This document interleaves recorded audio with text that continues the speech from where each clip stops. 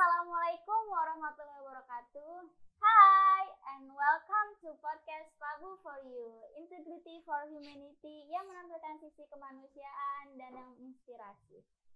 Oke, di podcast pertama kali ini kita akan membahas mengenai Young Sociopreneur yang akan dijelaskan oleh tamu kita nih hari ini.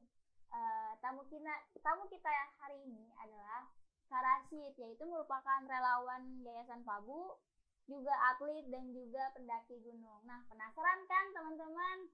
Ayo kita langsung aja yuk, kita kenalan nih. Di sini ada Kak Rashid. Halo Kak Rashid. Halo Kak Iva, salam kenal sebelumnya ya Kak. Salam kenal Kak. Gimana nih Kak kabarnya Kak? Alhamdulillah hari ini baik sih, tapi nggak tahu nanti sore. Oh oke, nanti sore nggak tahu ya Kak. Nanti sore kita kabarin lagi ya Kak. Kita tanya kabar Kak Rashid kan sore ya, baik apa enggak? Semoga selalu baik sih. Oke. Gimana nih sih Kak? Kan Kak Rashid ini kan relawan ya Kak. Relawan Pabu, terus juga atlet, terus juga kadang kan pendaki gunung juga. Nah, kegiatan dan kesibukan apa sih Kak sehari-hari? Untuk keseharian sih kegiatannya sama seperti manusia normal pada umumnya ya. Makan, tidur, kerja gitu kan, nafas. Mandi, nafas. Cuma sebagai relawan saya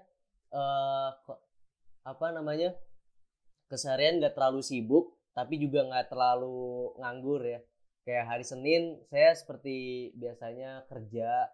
Saya kerja di sebagai seorang data scientist tapi freelance. Keren banget ya. Iya. Sih biasa aja soalnya. Kemudian kalau hari Selasa saya bagi waktu untuk ke yayasan sebagai relawan. Kemudian hari Rabu juga itu saya disibukkan sebagai relawan. Kemudian kalau malam latihan hoki atau main hoki. Kemudian hari Kamis saya kerja juga sebagai seorang data scientist. Hari Jumat saya di relawan juga. Nah kadang kalau di weekend Sabtu dan Ahad, kadang kalau misalkan di yayasan gak ada kegiatan, saya naik gunung gitu atau trekking bareng teman-teman kayak gitu sih ya, kegiatannya. Simpel banget. Padat tapi simpel ya. Iya, padat tapi simpel. Gimana nih gitu. Teman-teman? Nah Kak, kan itu kan padat banget ya Kak. Iya. Dari menjadi relawan, terus juga kerja kan. Iya. Terus juga bagi hobi. Gimana sih Kak membagi waktu Kakak tuh gimana gitu? Dari relawan, dari relawan sebagai atlet dan sebagai pendaki juga gimana Kak?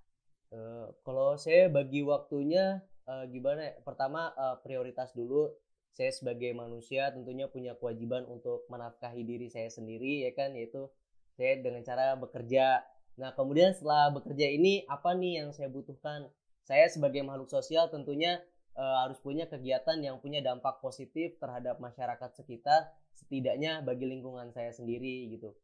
Nah kemudian saya juga selain di bidang sosial, saya juga peduli dengan kesehatan saya sendiri tentunya, yaitu setiap satu pekan paling minimal ada 2 hari atau 2 waktu untuk berolahraga supaya saya bisa menjalankan kewajiban saya juga bisa bersosial dan juga bisa bisa menikmati keindahan alam yang ada di bumi Indonesia ini gitu. Wah keren banget ya Kak. Kayak udah paket komplit gitu, udah sehat, lingkungan sosial juga, terus kerja juga kan, udah mencukupi. Gimana nih teman-teman? Berarti kita harus membuat skala prioritas ya Kak ya? Iya benar. Iya. Oke. Sebenarnya ini hal menarik ya Kak. Dari kapan sih Kak menjadi relawan? Saya jadi relawan mulai dari tahun 2019 waktu itu. Oh udah berapa tahun ya? 19, 20, 21, 22. Oh udah 4 tahun. Iya kurang lebih kayak gitu ya. Terus kenapa sih Kak mau jadi relawan di Yayasan Pabu ini? Dulu ceritanya sebelum jadi relawan saya emang punya hobi touring ya kan sama teman-teman. Nah, tapi seiring berjalannya waktu, kayak kalau cuma ngabisin waktu untuk touring-touring biasa kan manfaatnya kurang ya, hanya ngabisin waktu dan uang tentunya. Nah, terus saya berpikirlah sama teman-teman touring, gimana kalau misalkan kita nggak sekedar touring, tapi kita juga ngasih manfaat ke tempat yang kita tuju nih. Contohnya waktu itu saya ke mana? Ke Kediri ya, waktu itu 2019 saya ke Kediri karena waktu itu saya ada kursus bahasa Inggris. Nah, di situ saya nggak sekedar kursus tapi juga ke kampung di pelosok Kediri. Waktu itu nama desanya apa ya? Desa Kawadusan kalau nggak salah. Karena di situ emang setiap rumah banyak yang punya kambing. Nah, di situ saya mengabdikan diri sebagai pendatang juga selaku orang yang kursus di situ. Nah, saya mengabdikan diri saya untuk lingkungan di daerah Kediri itu untuk mengajar anak-anak bahasa Inggris, mulai dari hal-hal yang basic kayak berhitung, terus kosakata, sampai waktu itu berapa lama ya? 2 pekan kalau nggak salah di sana di Kediri itu untuk mengabdikan diri saya untuk anak-anak di desa pelosok itu. Oh, jadi kebetulan ada yayasan terus ingin bergabung gitu, Kak. Nah, iya, saya ketemu Yayasan Pabu tuh waktu itu sama teman saya, teman kuliah ya. Teman kuliah, dia kita ngobrol-ngobrol bareng tentang keseruan saya, tentang kehidupan saya yang suka touring. Kemudian beliau juga cerita-cerita tentang bagaimana kehidupan sosial yang dia jalanin. Kemudian di situ kayak ketemu titik temunya, gimana kalau misalkan lu ikut yayasan gua. Nah, di situ saya ditawarin tuh, lu ikut yayasan gua, nanti di situ kita ngadain kombinasi program-program. Nah, mulai disitulah saya gabung dengan Yayasan Pabu ini gitu. Oh gitu, jadi dari hal kecil ya, Kak. Iya, pertemuan ngobrol nggak sengaja. Keren banget sih tuh. Gimana teman-teman, kesibukan sebagai anak muda tuh kita harus mengupgrade diri ya, Kak. Iya sih, betul. Iya, jangan cuma rebahan scroll TikTok. Aduh, scroll TikTok tuh nggak ada ujungnya, mentok tuh nggak ada mentok. Gitu. Kayak balik lagi nih, Kak. Jadi relawan itu pasti kan banyak program ya, Kak ya. Iya. Hal apa aja sih, Kak, yang udah dilakukan sama Kak Rashid ini sebagai relawan? Kalau saya sih hal-hal yang udah dilakuin di yayasan itu ngikutin program. Yang yayasan ini sejujurnya bagus banget manfaatnya, yaitu kayak kemanusiaan dan juga bikin pemberdayaan untuk kalangan kecil kayak duafa, dan juga ada juga janda-janda yang diselamatkan oleh yayasan ini. Nah, ada beberapa program terutama itu ada sedekah Al-Quran, kemudian ada juga pembagian nasi Jumat, dan juga ada yang paling penting ini pembangunan istana yatim di daerah Ciamis. Daerah Ciamis, ada Kabupaten Bekasi, dan juga di Kota Bekasi itu Kak. Wah, keren banget ya programnya ya, Kak ya. Ya, alhamdulillah sejauh ini kebermanfaatannya cukup dirasakan oleh orang-orang yang sangat membutuhkan sih. Keren banget ya, Kak ya. Jadi berarti Yayasan Pabu itu udah bercabang ya, Kak ya? Iya, udah banyak cabangnya. Sejauh ini yang saya tahu ada 13 masalah. Wow, udah di mana aja tuh, Kak? Ada di Bekasi, ada di Tangerang Selatan, Tangerang Kota, Blitar, Purwakarta, Karawang, Solo. Terakhir yang saya tahu dengernya sampai Bali sih. Sampai luar Pulau Iya, Jawa sampai ya, luar Kak? Pulau Jawa. Mantap, keren banget. Iya, kayaknya saya merasa saya berada di tempat yang tepat nih kayak gitu. Iya sih. Terus nih, Kak, menjadi relawan itu tuh suka dukanya apa sih, Kak? Kayak hal yang paling berkesan banget gitu buat Kak Rashid. Suka duka ya. Mungkin saya ceritain dari dukanya dulu ya, biar nanti di akhirnya happy ending gitu kan. Duka iya, suka. Oke. Dari dukanya dulu waktu ke Ciamis ya, itu perjalanan dari Bekasi ke Ciamis kan kita bawa mobil dan kondisinya waktu itu hujan. Dan kita sampai di sana itu berangkat pagi, nyampe sana siang. Nah, sampai sana masih hujan kan, sedangkan target yang kita tuju itu daerah pegunungan waktu itu, daerah pegunungan. yang jalannya emang udah dibeton tapi agak curam, kirinya jurang kan, walaupun kanan tebing, kirinya jurang. Nah waktu itu sempet mobil yang kita kendarain tuh mogok, soalnya kan bawa sembako, beras, kemudian perlengkapan anak-anak yatim di sana. Nah itu mobil yang kita naikin tuh mogok. Nah kita sama tim mau gak mau sebelum mobilnya ini kan turun lagi, ya udah kita di situ mutusin untuk ngedorong mobil tuh rame-rame.